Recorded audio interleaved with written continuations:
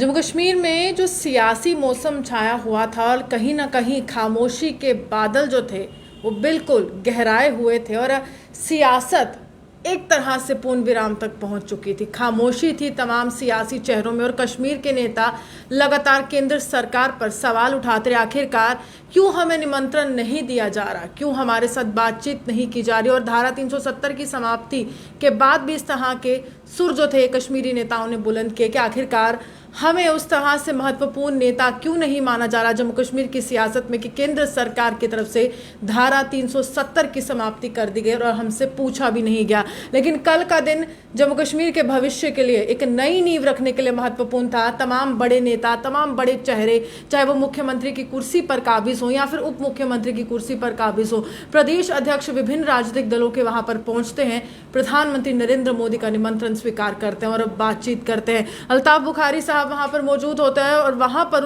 उनकी तरफ से किस तरह के तर्क रखे गए जम्मू कश्मीर के लिहाज से, और क्या लगता है कि इसके बाद जो सियासी गतिरोध उत्पन्न हुआ है उसमें कुछ कमी आएगी और तमाम सियासी दल जो है जम्मू कश्मीर के लिए सोचेंगे। विक्रम मल्होत्रा जी हमारे साथ, इनसे जानने की कोशिश करेंगे।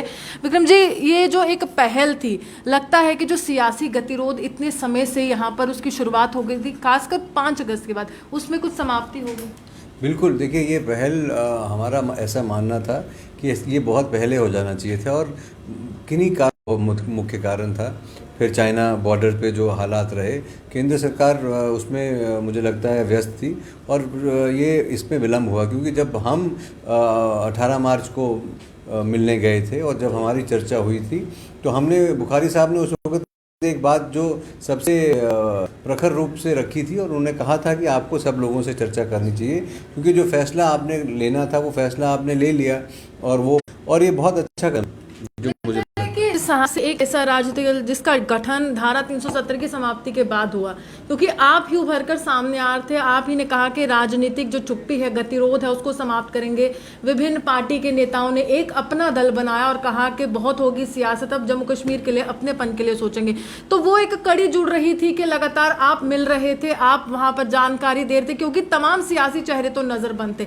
उस समय प्रधानमंत्री के कार्यालय की तरफ से किस तरह का आपको फीडबैक मिला और कुछ आपको जिम्मेदारियां दी गई थी कि सियासी गतिरोध खत्म किया जाए? देखिए, हमारा जो जन्म हुआ वो बिल्कुल सही कहा आपने कि इस नए माहौल में हुआ, नए जम्मू कश्मीर के माहौल में हुआ और वो हुआ भी इसी कारण से कि उस समय ये तमाम जो राजनीतिक दल थे ये कहीं चुप्पी साध के बैठे थे। कुछ के इनके लीडर जो थे वो अंडर डिटेंशन थे, नज़रबंद थे और ये बात करना नहीं चाह रहे थे, ये क्लॉक को रिवर्स करना चाह रहे थे। और हमने उस समय भी कहा कि जब आदरणीय प्रधानमंत्री का हम न्योता आया पार्टी बनने के बाद और हमने उसको तुरंत एक्सेप्ट किया और हम गए और वहाँ जाके भी हमारा ये मानना था जो बातचीत हुई वो जम्मू कश्मीर के भविष्य को लेके हुई, कोई ज़ाती बात किसी की नहीं थी। हमारा ये था कि आगे कैसे चला जाए, आगे का सफ़र कैसे तय हो। और उस समय यही लोग हमको बोलते थे कि ये लोग तो बी टीम है बीजेपी की और ये सौदा करके आए हैं। आज उसी कमरे में जहाँ हम लोग मिले थे वहीं तमाम राजनीतिक दल वहाँ मिले और जो बातचीत आपने देखा है कि मीडिया के माध्यम से बाहर आई है तो उसमें एक बड़े अच्छे माहौल में बातचीत हुई है। किसी भी विवादित मुद्दे को लेके किसी भी राजनीतिक दल ने कोई स्ट्रॉन्ग स्टैंड नहीं रखा है, फ्लेक्सिबिलिटी थी। लोगों ने प्रधानमंत्री की बात सुनी और उनके आश्वासन पे वो सब लोग इस बात से आश्वस्त थे कि भाई अब आने वाला जो रास्ता है, डिलिमिटेशन होगी, चुनाव होंगे। हम पहले से कह रहे थे कि बातचीत जो है वो अपनी सरकार से करनी है। अपनी सरकार, प्रधानमंत्री नरेंद्र मोदी जो है वो इस देश के प्रधानमंत्री हैं। हमने इमरान खान से बात नहीं करनी है, हमने चाइना से बात नहीं करनी है। हमारी जो भी मुद्दे होंगे यही हल होंगे, जो मसले हैं उनका हल इसी सरकार के पास है। आपका यही तर्क रहा हमेशा जब भी मैंने आपसे बात की कि प्रधानमंत्री प्रधान सेवक है, वो एक राजनीतिक दल के नहीं है बल्कि 130 करोड़ हिंदुस्तानी का नेतृत्व करता है। और आपने एक तरह से जो बातें रखी वो प्रधानमंत्री के समक्ष नहीं, पूरे देश के समक्ष रखी। लेकिन जम्मू में विरोध के सुर आपके लिए बुलंद हुए। जब प्रोफेसर भीम सिंह जी को बुलाया गया तब हर्षदेव सिंह कहते थे कि आपकी पार्टी रिकॉग्नाइज नहीं है इलेक्शन कमीशन ऑफ इंडिया से, तो आपको क्यों निमंत्रण मिला? आखिरकार पैंथर्स पार्टी और आपका किस तरह से गतिरोध है जो समाप्त नहीं हो रहा? क्योंकि हर बार आपको यहाँ पर सवालों के मैं किसी इंडिविजुअल के बयान पे टिप्पणी यहाँ करना नहीं चाहूँगा। आप सब ने देखा कि डीडीसी इलेक्शन जो अभी हुए उसमें उनका क्या किस तरह से रहा। वो एक डिवाइडेड हाउस है, जो अब एक परिवार की पार्टी है, वो परिवार आपस में लड़ रहा है। अब उस लड़ाई में मैं टिप्पणी कोई करूँ तो वो अच्छा नहीं लगेगा क्योंकि ये रिश्तेदारों की पार्टी है। वो सब आपस में रिश्तेदार हैं, उन्होंने मिलकर एक पार्टी बनाई है, उसमें वो डेमोक्रेसी या इंटरनल डेमोक्रेसी की नाम की चीज़ ही नहीं है। आज भीम सिंह जी जो एक रिस्पेक्टेबल फिगर हैं, जो इस डोगरा कद्दावर नेता हैं और डोगरा नेता माने जाते हैं, अगर उनको केंद्र ने बुलाया तो केंद्र को जो विश लिस्ट है, जो जिस लिस्ट से उन्होंने बुलाया है, वो हमने तो तैयार नहीं की, पहली बात। और दूसरी बात, यहाँ ये जो एक नैरेटिव तैयार करने की कोशिश कर रही है कि कुछ ही लोग जो हैं वो रिप्रेजेंट करते हैं जम्मू की फीलिंग्स, वो उनको इलेक्टोरली बिल्कुल रिजेक्ट कर दिया लोगों ने। और वो कहाँ से जम्मू की एस्पिरेशन और फीलिंग्स, लिस्ट का सवाल है, वो केंद्र सरकार बनाती है। तो एक परिवार की लड़ाई में मैं कमेंट करूं वो अच्छा नहीं लगेगा।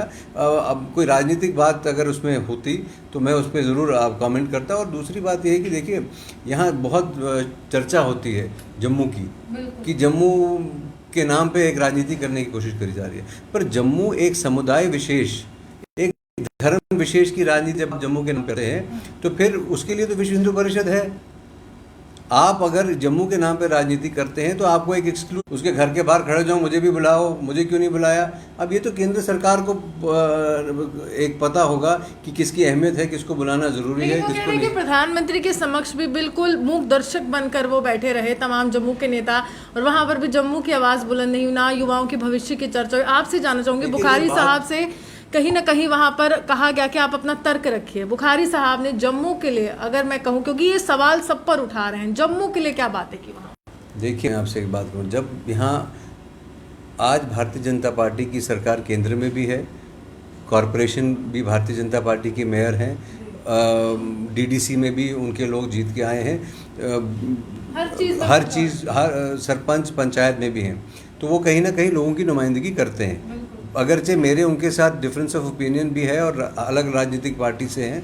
मैं कांग्रेस में जब चुनाव लड़ा था तो मैं भारतीय जनता पार्टी के खिलाफ चुनाव लड़ा था।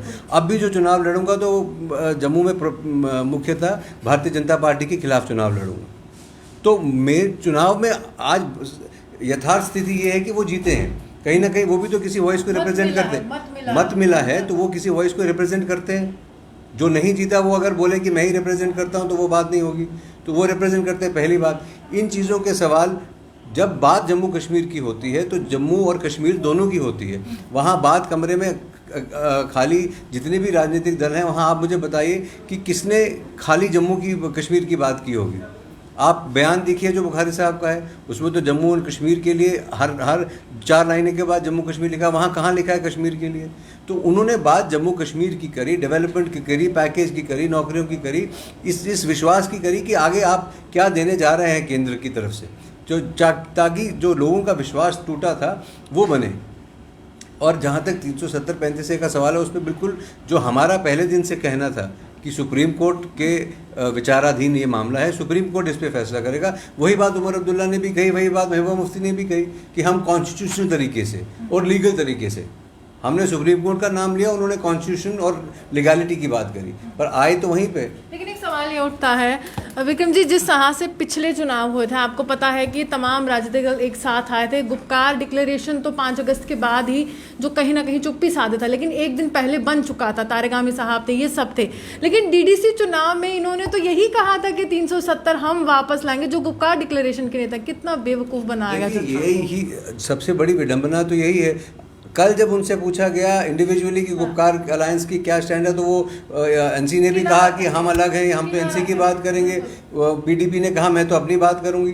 तो आज आपका अलायंस गया कहाँ? और आपने जिस झूठ पे उसको बनाया था कि हम 370 वापस लाएंगे, चाहे वो चाइना लाके देगा या इमरान खान साहब लाके देंगे, वो तो रहा नहीं। तो फिर ये माने ना विक्रम जी कि अगर अभी वो कह रहे हैं, जैसे पाकिस्तान का बयान था तो फारूक साहब ने बिल्कुल किनारा कर दिया कि ये उनका व्यक्तिगत मामला है, व्यक्तिगत बयान है। लेकिन अगर आगे डिलिमिटेशन कमीशन के बाद दिसंबर या मार्च के महीने में जैसे भी काम होता है, अब चुनाव में कोई मानेगा या कोई उसको सुनेगा या कोई भी ऑडियंस उस बात के लिए है, क्योंकि ये बात अब एक दफ़ा कल के जो मीटिंग के बाद ये तय हुआ कि ये बात जो है जुडिशियल स्क्रूटनी में है, सुप्रीम कोर्ट के विचाराधीन है, ये वहीं से फैसला आएगा।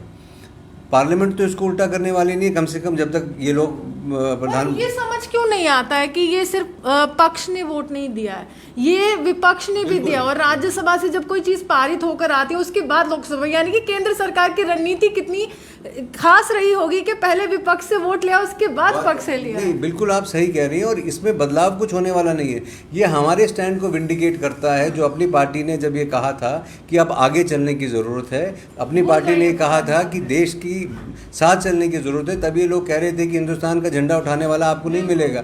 अब जब हिंदुस्तान का झंडा उठा के कुछ लोग निकले और जहाँ पहुँचे, और आज आप भी वहाँ ही पहुँचे और वही बात करी, तो मेरा ये कहने की बात है, और मैं आपसे कैटेगोरिकली ये बात कहना चाहता हूँ कि जम्मू कश्मीर अपनी पार्टी का एसेंस यही है कि जम्मू की बात बराबरी के, ये कहाँ से मैं कोई मान लेगा कि जम्मू की ठेकेदारी खाली उसी के पास है। जम्मू में से मैं भी रिप्रेजेंट करता हूँ, मैं भी हिंदू हूँ, मैं भी सनातनी हूँ, और भी लोग हैं।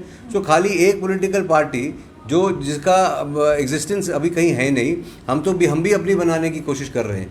हम भी अभी नई पार्टी है, पर हमारा विश्वास है कि किसी के पास रिजर्व्ड राइट्स नहीं है जम्मू की बात करने के या जम्मू का पक्ष रखने के। जम्मू का पक्ष बात करती हूँ।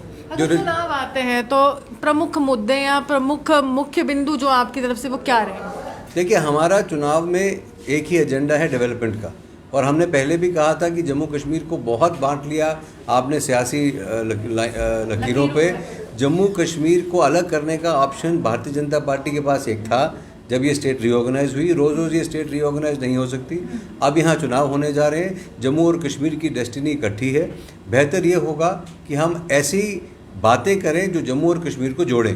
जहाँ जम्मू के हकों का हनन होगा वहाँ हम आवाज़ उठाएंगे, जहाँ जम्मू के साथ गलत या नाइंसाफ़ी होगी वो हम, ये कैसे हो सकता है कि 70 साल जम्मू की नुमाइंदगी भी रही और हम हमेशा कश्मीरी को ब्लेम करते हैं कि जम्मू के साथ भेदभाव हुआ।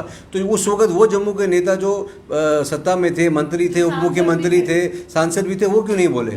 कितने यहाँ के नेताओं ने अपनी पार्टी छोड़ी या अपना मंत्री पद छोड़ा ये कहते हुए कि जम्मू के साथ कैबिनेट मीटिंग में भेदभाव हुआ तो इसलिए मैं छोड़ के आ गया हूँ। तो कसूर कहीं ना कहीं उन लोगों को भी है जो हमने चुन के भेजे।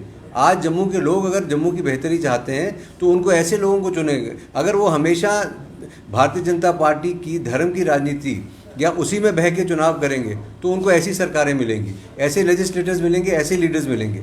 अगर जम्मू के लोग ये सोच के चलेंगे कि ये इंडिविजुअल लीडर जो है वो हमारी बात कर सकता है और वहाँ से अगर अच्छे लोग चुन के जम्मू को रिप्रेजेंट करेंगे तो मुझे लगता है कि जम्मू की बात जो है वो प्रखर रूप से रखी जाएगी। शुक्रिया। साफ तौर पर विभाजन की राजनीति पिछले 70 सालों से होती आई है, लेकिन ये समय ऐसा है कि अपनी पार्टी लगातार कह रही है कि हम दोनों संभागों की बात करते हैं, हम विभाजन की नहीं करते हैं, क्योंकि इसमें हर एक नेता हर एक क्षेत्र से सम्मिलित है और हर व्यक्ति किसी न किसी पायदान पर, सियासत के पायदान पर चढ़ा था और सब ने किसी न किसी तरह से अपनी कॉन्स्टिट्यूएंसी हो, अपना एरिया हो, मंत्री पद तक वहां पर पहुंचे। लेकिन सवाल ये उठता है कि आखिरकार प्रधानमंत्री नरेंद्र मोदी ने जिस तरह से निमंत्रण दिया है उसके बाद जम्मू कश्मीर का भविष्य क्या? आप यूं ही बन रहे हैं, वहां से देखते रहे द न्यूज़ ऑन जम्मू से।